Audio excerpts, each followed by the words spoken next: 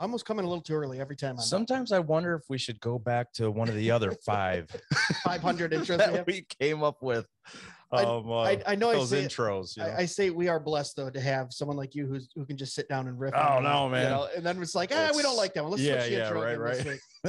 It was always fun just getting in here with the guitar, and I think we had one with a slide. That was a lot of fun. We'll get to it. We got a couple gigs of audio saved that we can go through one of these days.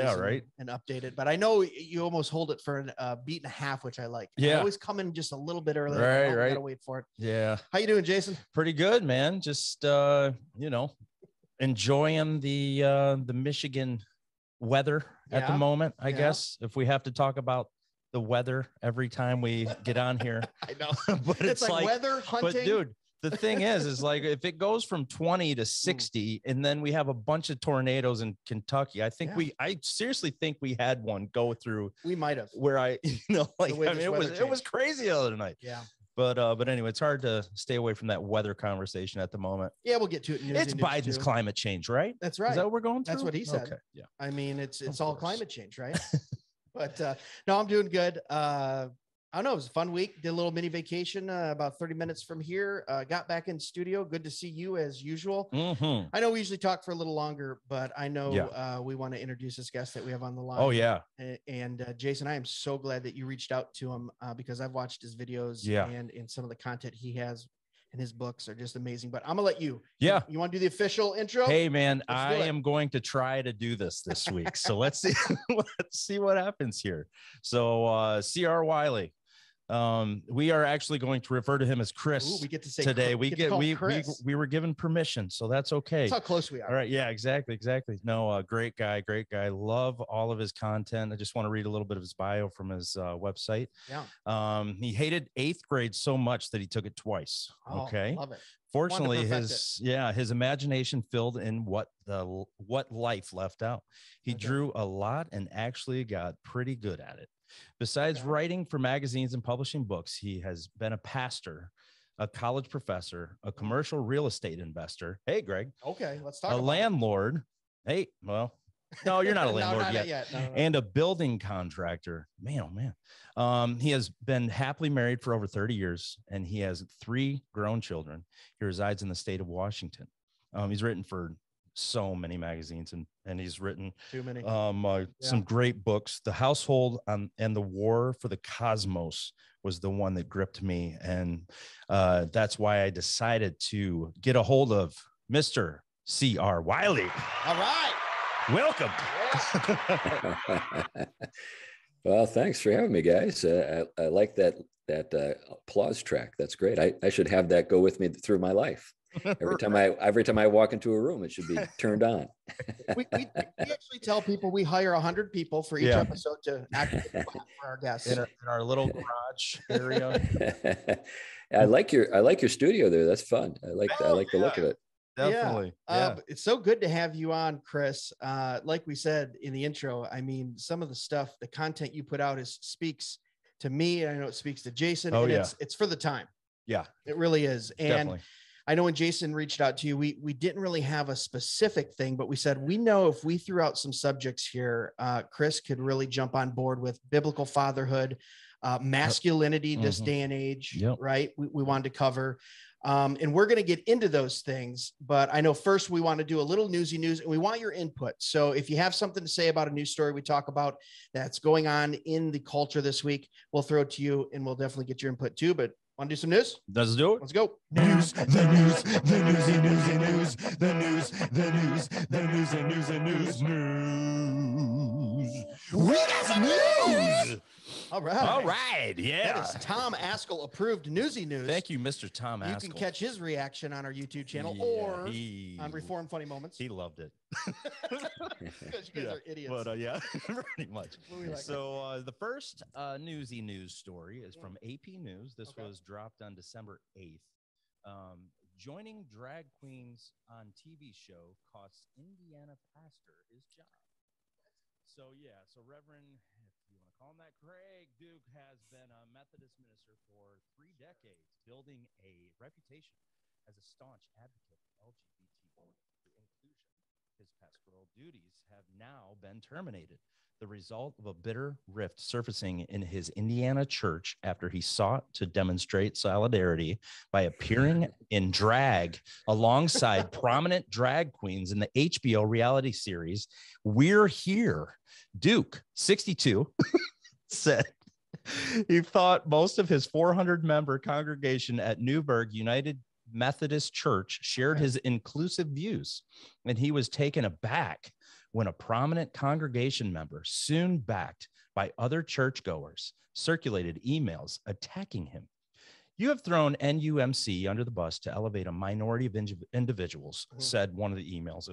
Another, according to Duke. Yeah. So anyway, okay. Yeah. So that's what happened. So basically, he was too got far a drag out for queen United show. Methodist. Yeah. Yeah. For a United Methodist church. Yeah. Which is unbelievable. Well, you know, you see that you're seeing this just more and more. It's unbelievable.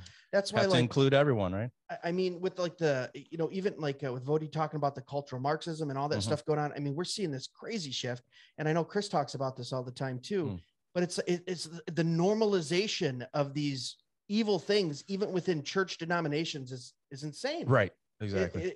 And we have a local ad running down here. We're in Michigan, but we're very close to Toledo, Ohio, of a church. And it's, you know, two men in their son.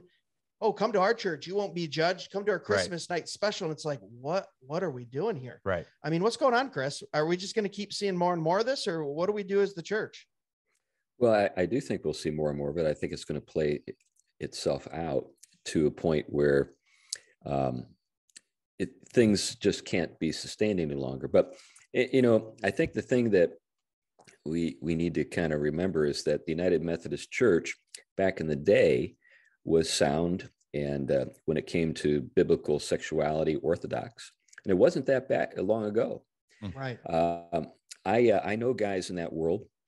I had a friend who actually attended a church I pastored on Cape Cod, who was kind of the head of the conservative movement within United Methodism. I've got a friend who pastors a United Methodist Church, I believe, in Oklahoma. And so there are still some guys when it comes to the subject of, you know, biblical sexual ethics are sound. We would disagree as Reformed guys with them on, you know, the Ordo Salutis and things like that. But at least when it came to the question of right and wrong, the law of God, you could say these guys and, you know, we are on the same page. But there were guys back in the day who said it could never happen in the United Methodist Church. And look where they are. Yeah. And there are people who say the same thing about the PCA. It could never happen here, but, you know, I think it can. So I'm in the PCA. I don't know where you guys are, you know, put your you know, where you guys are members, but I think that it's just, you know, I think it's not something we can take for granted. Yeah. I think that the sort of the kind of the things that ought to concern us are already present in the PCA, and there are people in the PCA who are aware of it, but whether or not you know, our denomination, the denomination I belong to, is going to be able to address these things is yet to be seen. So we'll see how it all plays out there. But also, you know, I went to Harvard. I went to Harvard Divinity School. I remember talking with people there in class when I was a student about this kind of stuff. And these were progressives. These were people who would say, oh, you're just slippery sloping. It'll never happen.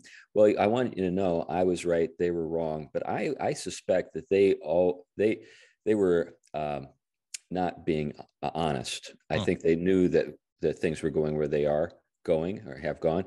And they were actually anticipating it and hoping it would be the case. They were just playing a little game of let's not get the conservatives too worked up. Yeah. Even, you know, this was back in the 90s. So even in places like, you know, the United Church of Christ, which is the Congregationalists in New England, and even in places like that, people didn't want to go that far. They didn't want to have drag queens as pastors. Yeah. Here we are, you know, 2021, and you can have that kind of thing. I take my hat off to whoever it was in his congregation that decided this was one step too far. Yeah, but I tell you what, it was one step too far, about 40 steps back, and it should have been addressed a long time ago there. Yeah. Yeah. Did you find up in the Northeast that there was more a liberal outlook within the church. I mean, I lived on Martha's Vineyard for Oh, okay, sure. 4 or 5 months, West Tisbury. But yeah, I went to a very conservative church, but I mean, I just don't know. That was 20 years ago now. So Right. I just didn't know if it was turned a little bit more liberal than, it had been, I think that in New England, I served in New England, as you know, for years, and I was actually on Cape Cod and been to the vineyard a few times. Yeah. I think that what you have in New England is they went through a kind of I guess, a crucible that the rest of the country is going through now, but they went through it like 30, 40 years ago. Hmm.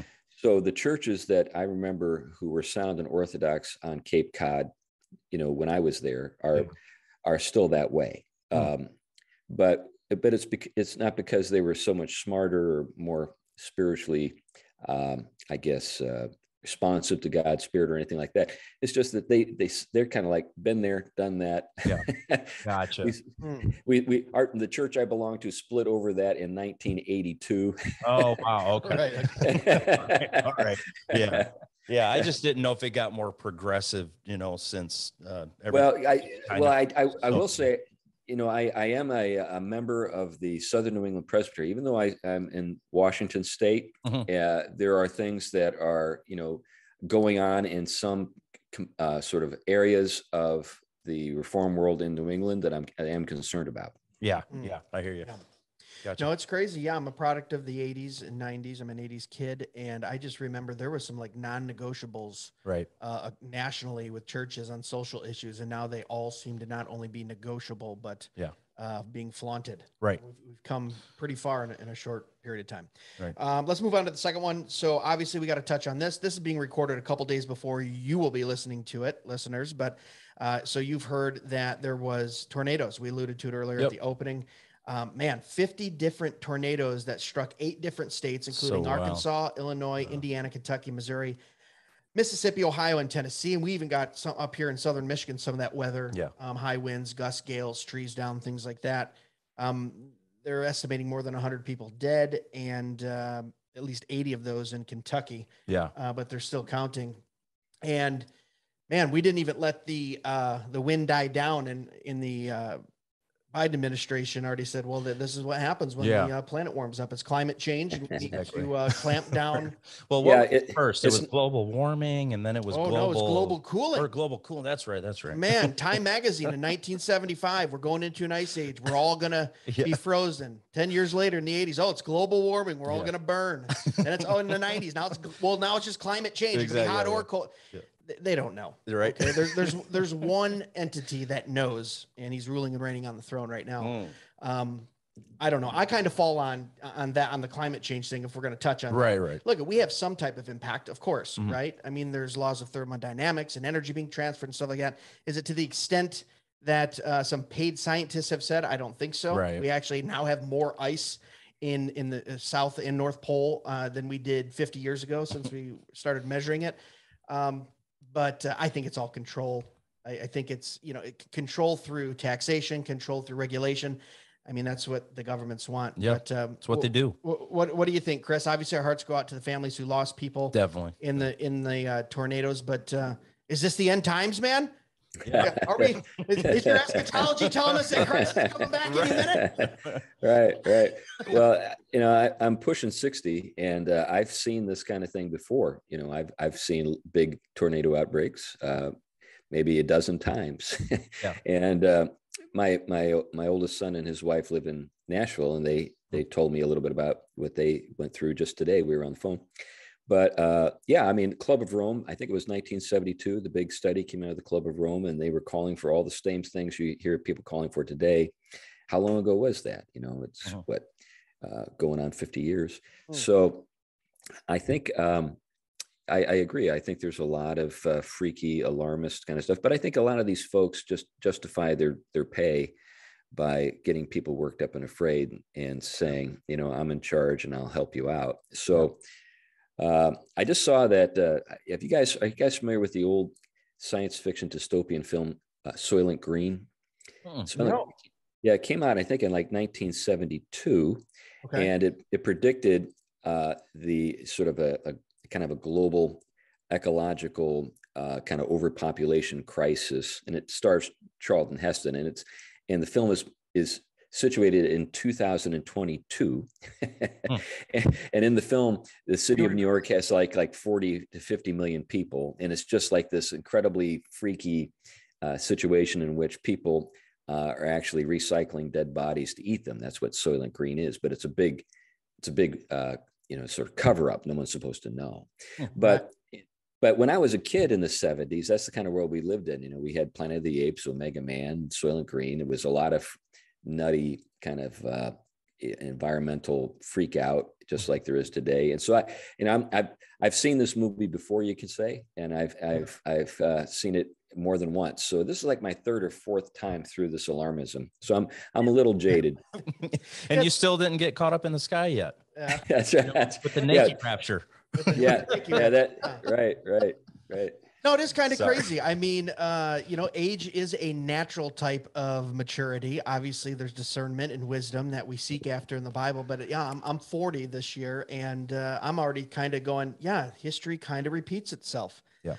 And that's also why I just do not understand how in this country, this is off subject, but it's always bothered me, how we take our elders and those who have accumulated the most valuable commodity, which is time. They have the most of it, and we just kind of ignore them. Right. I find when I'm with people, I find the guy who's done it, exactly. been there, made the mistakes. Give me all 50 years of your business knowledge in 5 minutes. Exactly. So I don't make those. It's like as fast as you can. Tell me all about the stock market.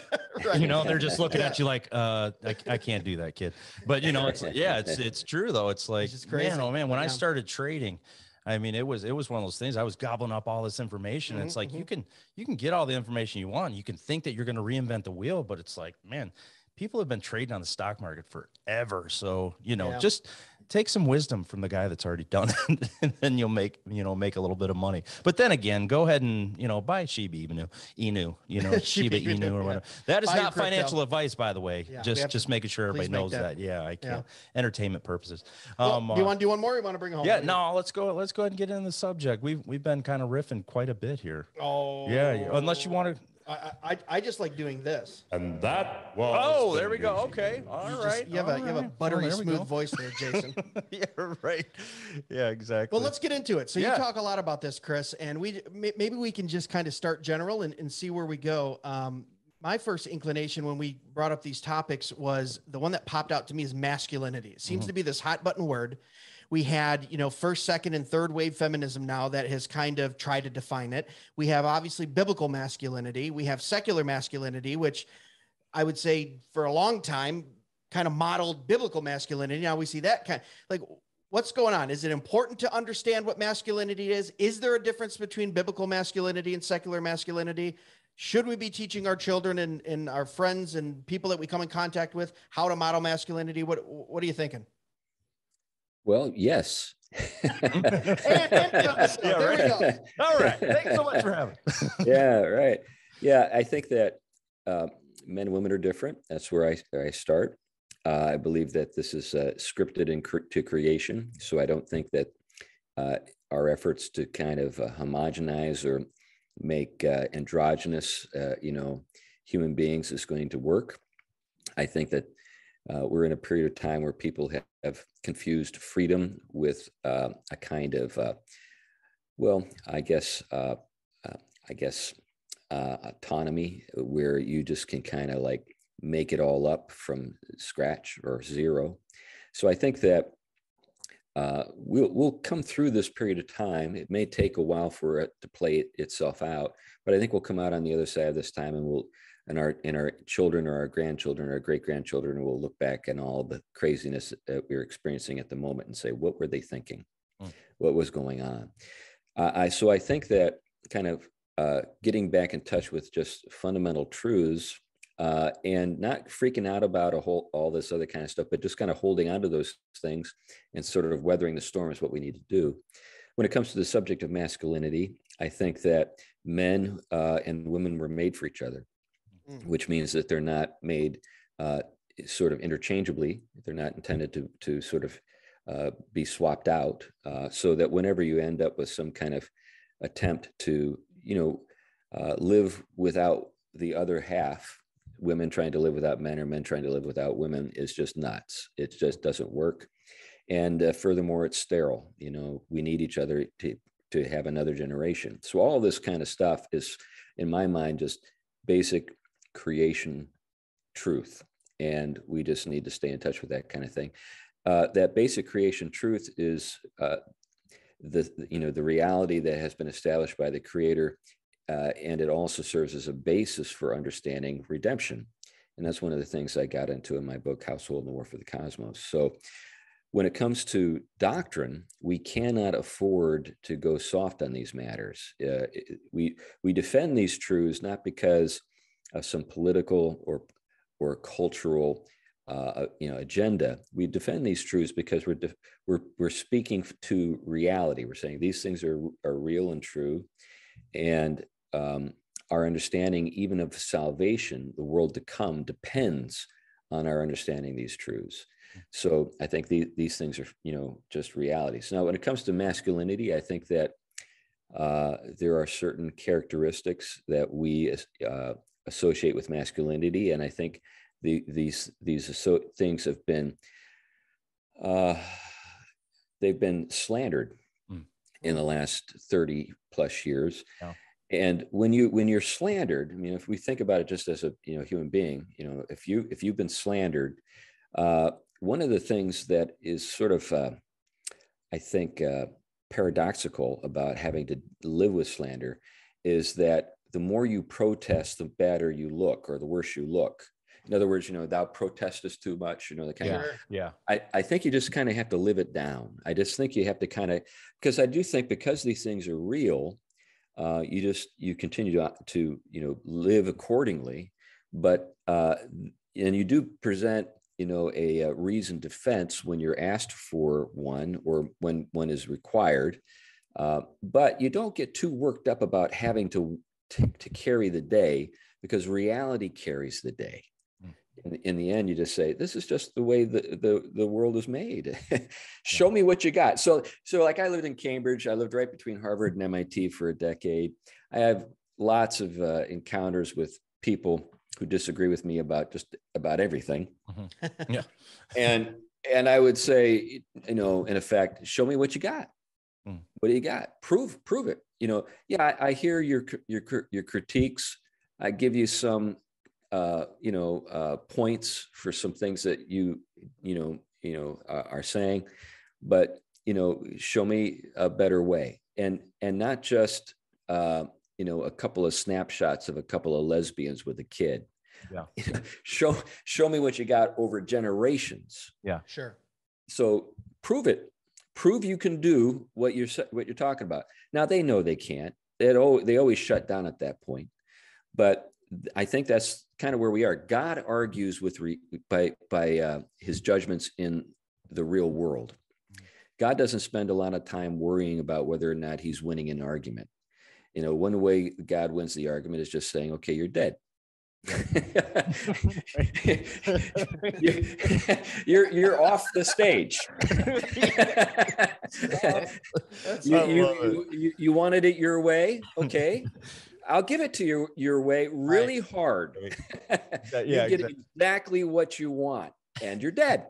Yeah. I am life. You are not. Right. You depend on me. I don't depend on you. This is just the way it works. So now, we may not live to see the day when what we know as common sense is common again. Yeah.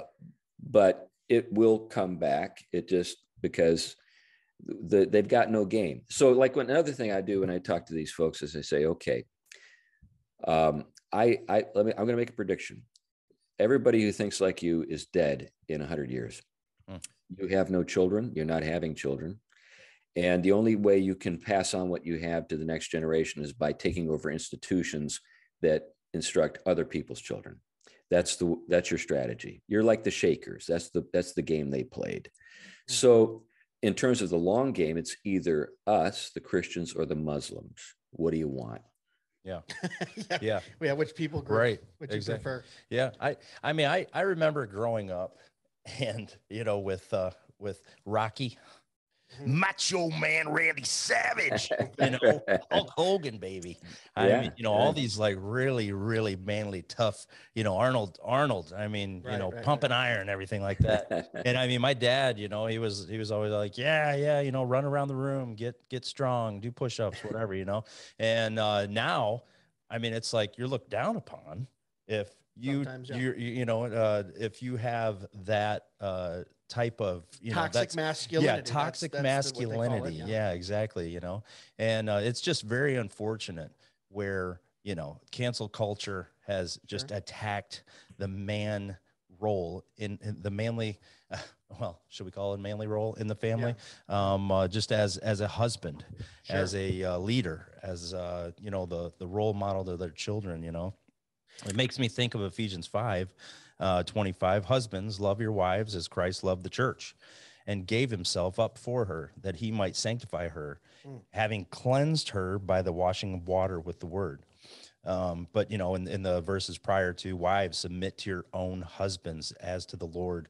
So that word submit, I mean, whenever I really feel like whenever someone that's outside of the Reformed community here's that word submit, it's the like new S this word. Yeah, it's like this we're all of a sudden Islam, or something like like we're chauvinists, we're pushing them around, like that is horrible. Like, if anybody's doing that out there, don't do that to your wife. Oh my gosh. Well, and we've said it before, just remember the command we have as men, okay? That wives have to submit. I have to die. Yeah. All right. I have to lay my life down as Christ laid down his life for the church. So I would say we might even have the greater command there. But what you were talking about, and Chris, when you were talking, what's going on in my head is, okay, so we know it's the created order, right? We have a biblical worldview that says we understand the created order. But I talk to unbelievers, atheists, secularists, and they'll even admit, there is a tendency towards, they'll say, nature or the natural, right? And I go, okay, so we know, when I really get down to it, and I talk to a female friend, okay, and none of them go, oh, I want to be alone, 40 years old, without kids, but I want to have a killer career. Even the ones that do say that, if you actually dig down a little bit, they're ultimately going, well, I would really like a man in my life that can provide for me, and I can nurture children. And right now, saying that even, it seems you could be called sexist for what I just said, right? Greg? Yeah, exactly. But my point we're canceled now. And kind of So the that's question. great. Thanks for being on our last show, Chris. Yeah, we're canceled now. That's okay. YouTube and Facebook doesn't like us at all anyway. I know, right? But my question to you guys are, so you have people that are unbelievers that might not even have a biblical worldview, but they still understand the natural order. We know it's the created order. They say, oh, nature, right? Men are from, what is it? Men are from Mars, women are from Venus, whatever. Yeah. Why is there such an acceptance and even a push for this kind of toxic masculinity? Yep, we don't want it. Yep, accept the trans stuff, accept the homosexual stuff, accept the divided family stuff. Except the women leaders. The strong, masculinity within women. Like, why are we wanting that when deep down, even unbelievers understand that there's a natural order and a created order?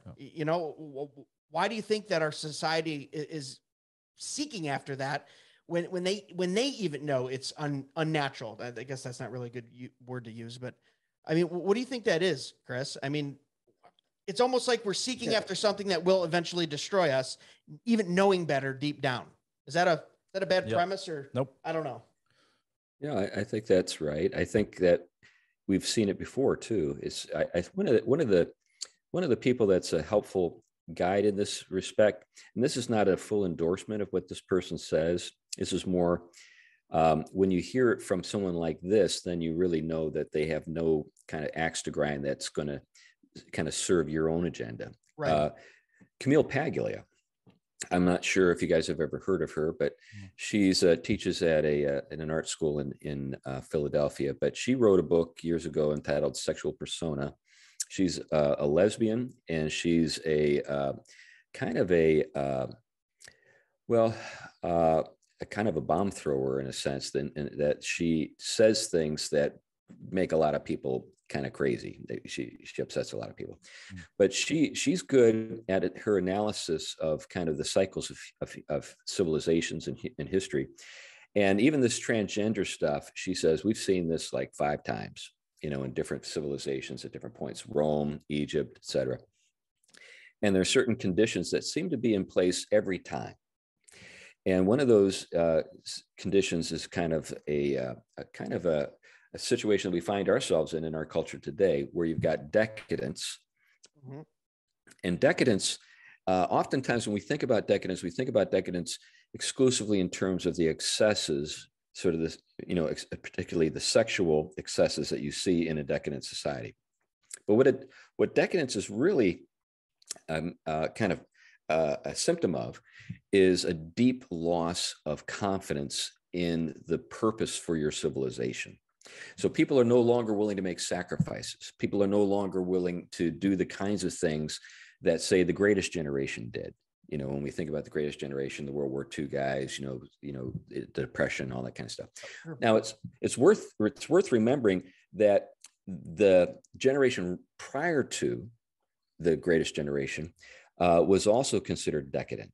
The Weimar Republic, you got all the stuff going on in the Roaring 20s, you got the Great Gatsby, all that kind of stuff. There was a lot of what we see today then too.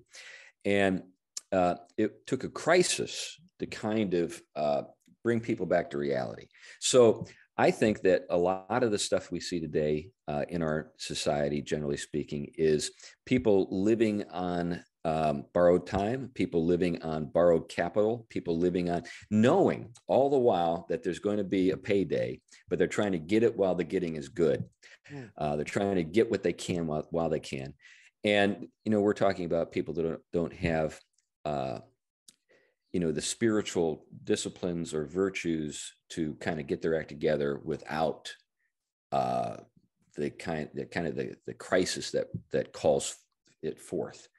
So I think that we're heading for some hard times, and those hard times are going to be very salutary in the sense that they're going to help people get back in touch with reality. One of the reasons why we see a lot of this nonsense, you can make fun of masculinity when you don't really think you have anyone to fear. Yeah, that's good. Yeah. But the moment that we are in a,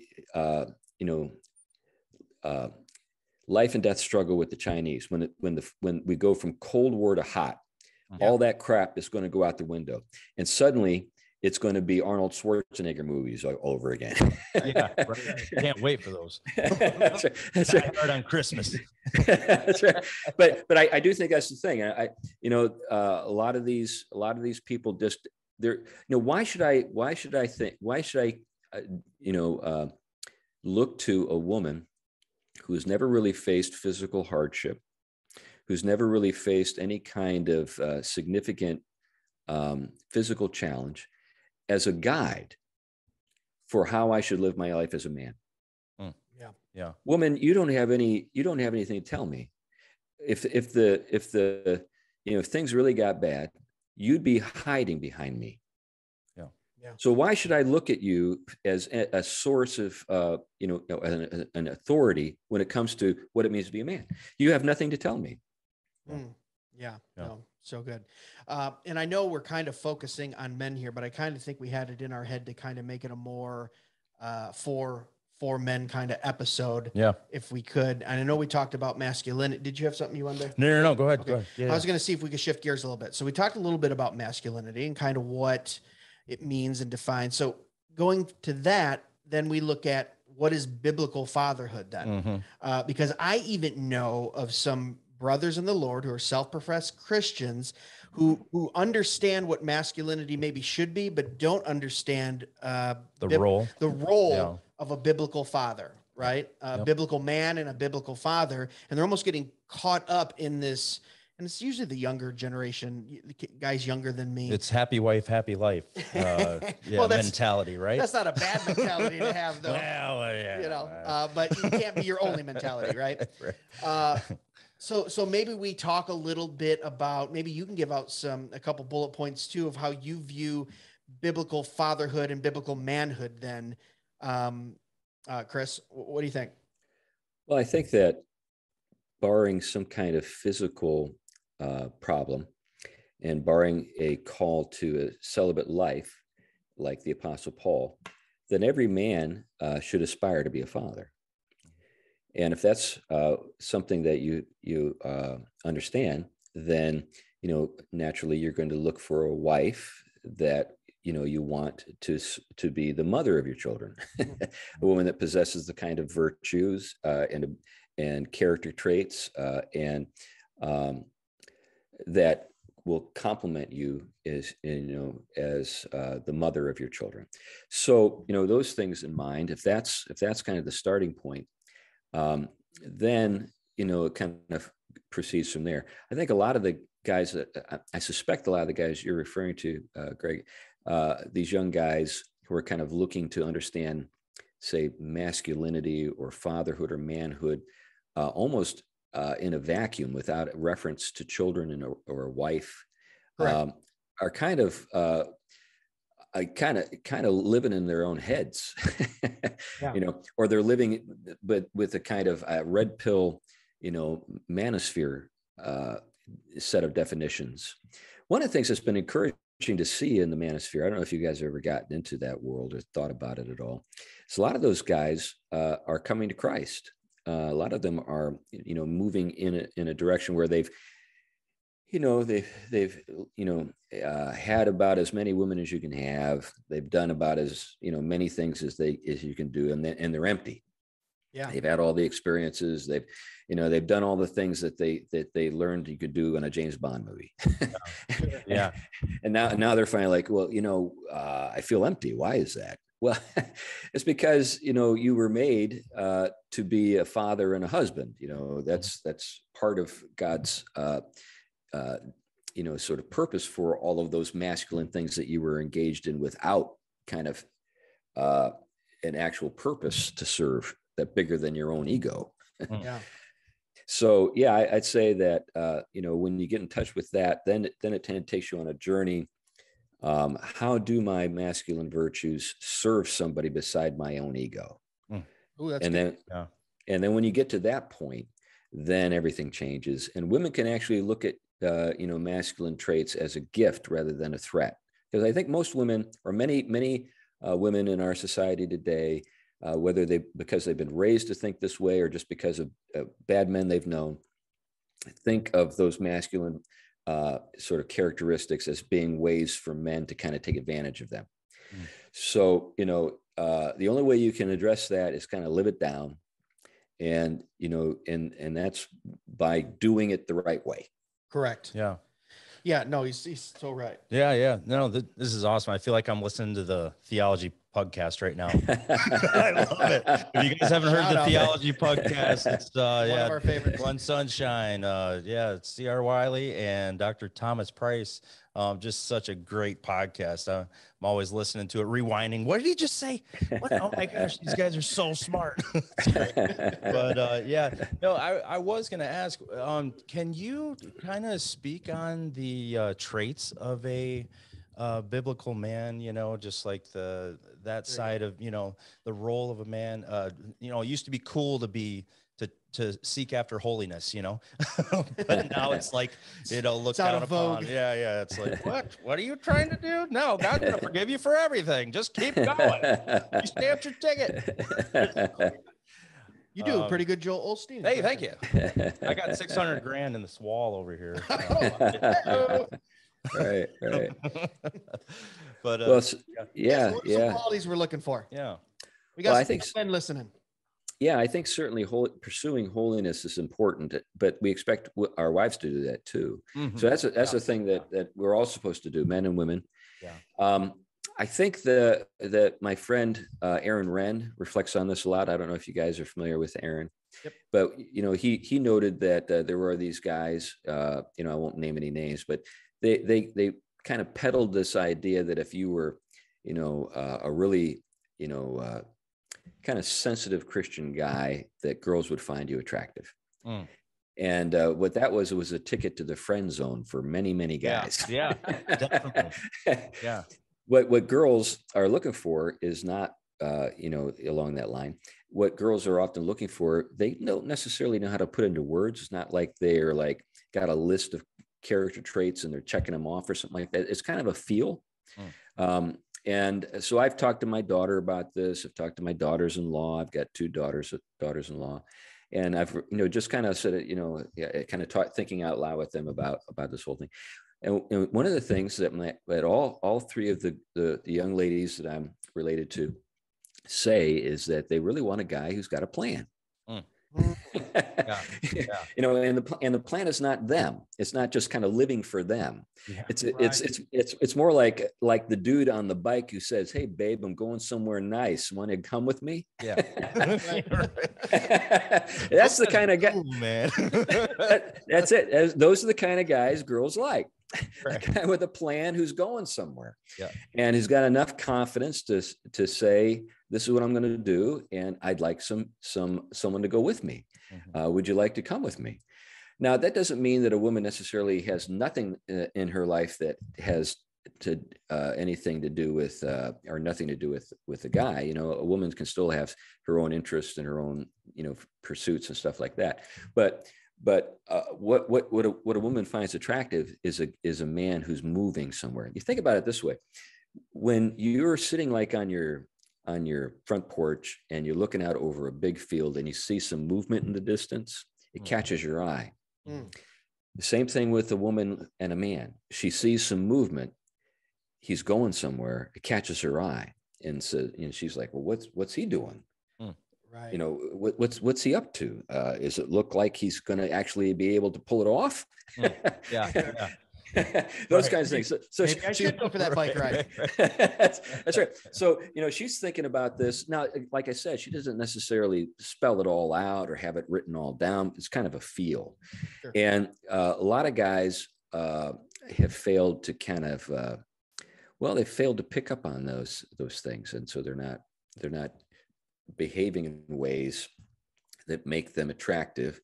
And when it comes to the matter of submission, I think one of the things we lose sight of when we talk about that is, what do we want women to submit to us for? Get me a beer, baby. Is that where it stops? Is that all that we're talking about? Or are we talking about our household has a mission and we're going someplace, and there are certain things I know to do that I need you to support me in. And I'm the only person who can do these things. So come along and submit to me in this matter. So I think that, the larger picture is the thing. So it's not about the obliteration of a woman's personality or interests or gifts or anything like that, or always feeling like she's like put down or anything like that. It's about, okay, what are we doing here? Like when you're in the Army, and you're given a command, there's no need to justify it. It's because we have a mission, and the mission is win.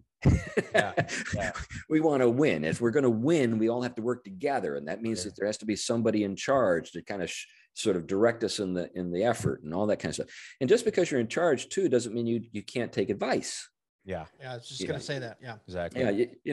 Your wife might have an insight into something that you have no clue about. And if she says, "Hey, I really think that you need to keep this in mind," don't just dismiss it and say, you're supposed to just do what you're told.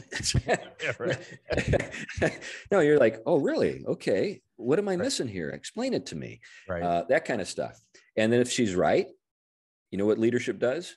Leadership says, "This woman is right. We're we're going to do this." Yeah. that kind of thing. Yeah. Yeah, go ahead. I'm sorry, Greg. No, I was just going to say you're absolutely right, because even Doug Wilson talks a little bit about like CEO versus kind of executor, right? He gives that analogy. And I've been in some positions before where I've had to lead team members, and most successful CEOs or leaders of teams usually are in a consensus style management, to where you do take into account the advice and maybe the plans of others. Ultimately, it is up to that team leader, but a good leader does take advice. And if there's any young men out there listening, or people who, men who've just gotten married or young in their marriage, absolutely a godly woman will give godly advice. And I've always said my wife has the perfect trick, because I'm one of these guys that get real excited about something, a project. We're going to do it. Let's go, And she'll go, no, maybe give some pushback or some advice. And then if we kind of are still, not set on where we go, she goes, okay, well, just go to the Lord in prayer. And if he says we're to do it, then we can do it. And it's like, oh, but she gets me every time. Oh, man. She God's going to come back and go, you just all excited about something you want to do, But hey, if we're the head of the house, the wife's definitely the neck, because the neck has to turn the head. Oh, Hey-o. Oh yeah. Happy wife project.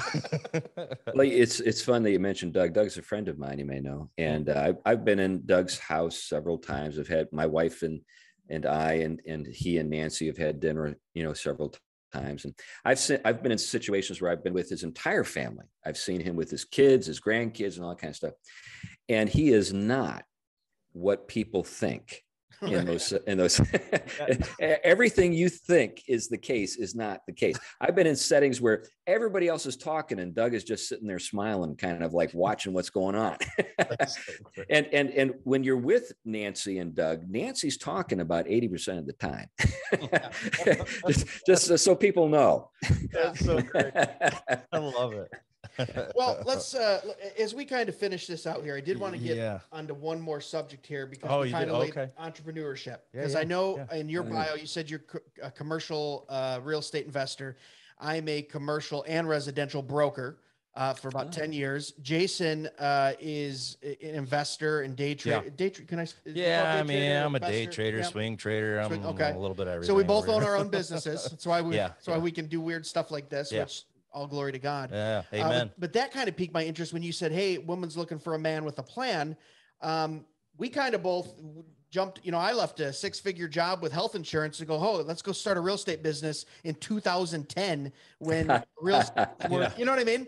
But it's a long story. There was a certain reason why we did it. But at the same time, had a plan, had a wife who supported it, just like how you have a wife that supports what you're doing now. Yeah. So you're talking to two guys who kind of jumped off the cliff into the deep end. And then I saw that you're doing dabbling in some investment. So I guess one, I'd like to know about your investment a little bit, just kind of talk about that on a personal level, but two, like having a plan, right? Like Jason and I kind of, said, well, yeah, we have a plan. Let's do something crazy. And our wives were more than supportive, because either, I don't know, they saw the twinkle in our eye. We can't take where we're working anymore. We got to do our own thing. Right.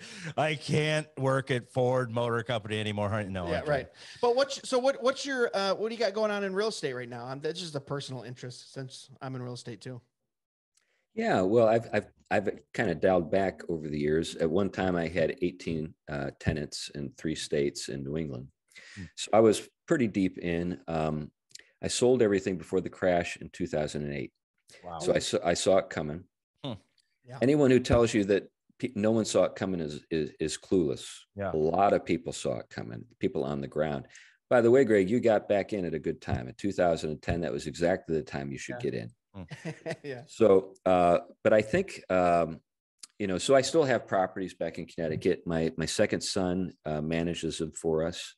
And I'm still gotta my feet in the water there. I'm actually involved in something that may develop into something out here in Washington. I'm actually on the advisory board of a pretty significant property development company in Seattle. Okay. I'm actually the theological consultant. Oh, so wow. That's awesome. Wait a minute. How does this work? Yeah, they even pay me, but it's one of these things where I'm like, like you remember the old Batman show, with the bat phone, you got like the theological consultant phone. Yeah. Okay. it's a lot of fun. Obviously all the principals are believers, and they approached me because they had read my books. So I'm involved in some things that may develop into some fairly significant stuff with those guys. So that's kind of where I am now. In terms of how you guys got into it, the fact that your wives said, sure, let's go for it, is great. Yeah. The thing that kills a lot of entrepreneurial drive for men is when their wives don't believe in them. Yeah. And that to say, no, I can't go with you. Now there can be different reasons why. It may not have anything to do with the guy. It may have to do with her background. It may have to do with her own fears, those kinds of things. But it's huge. It's really huge. So like my wife, she came from a family of real estate investors.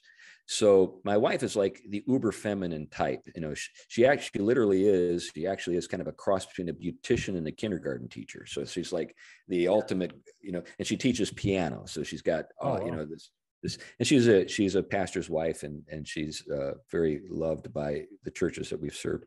But, for her, when I said, hey, this is back in like 1994, I said, yeah, we're going to buy a 2-family. She was like, right, of course. That's what you do. We're not making any more dirt. Right. So that gives you a little bit of background on me. Oh, that's awesome. Yeah, anything as we head out, Jay? Yeah, no, I've enjoyed this a lot. Glenn Sunshine may have a little bit of competition here. I think you may have turned into the favorite over here. We love Glenn, and he is so cool. But no, thank you so much for your time, Chris. We really appreciate it, and we would love to have you back on. I know we dug into a lot there, guys, and hopefully we can have him back on. Maybe do a 2-part something. I don't know. We'll see. We'll see if he still likes us or not. I don't know. Well, I'd love to come back. Thanks for having me. I think one of the things that would be fun to talk about is how you can be a pastor and do all this other stuff. Bivocation. Yeah. Because I really do think that over the years, my involvement in these other spheres has actually benefited my ministry, not taken anything away. Wow, that's good. Awesome. Well, that's a good, nice teaser for another episode. Right. So as we head out, we'll link this up on our pages and everything. But tell people where they can get a hold of you on social media. Any new books you got out? Anything you need them to go check out that you have on the horizon?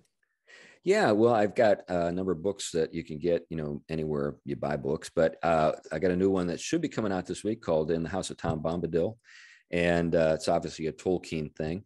And it's supposed to be out in all formats, or it was supposed to be out in all formats on the 14th, which is Tuesday this coming week. But it turns out because of the supply chain stuff, that only the audio book and the digital book will be available. The other physical book is like on a boat. So you know what I'm talking about. Yeah. Well, that just means our listeners need to go buy both. Right. Go buy the audio and then go buy it. Exactly. Yeah, there you go. Absolutely. How about social media? Are you active on there anywhere?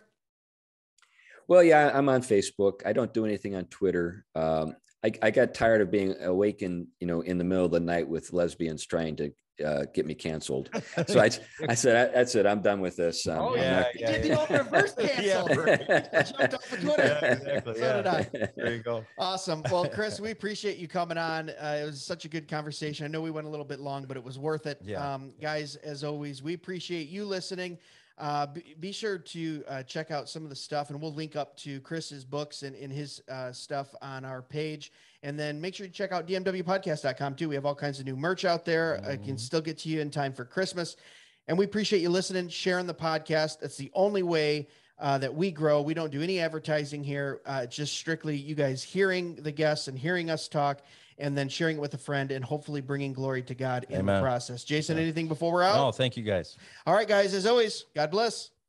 Be sure to follow us on Facebook and Instagram at Dead Men Walking Podcast for full video podcast episodes and clips, or email us at deadmenwalkingpodcast@gmail.com.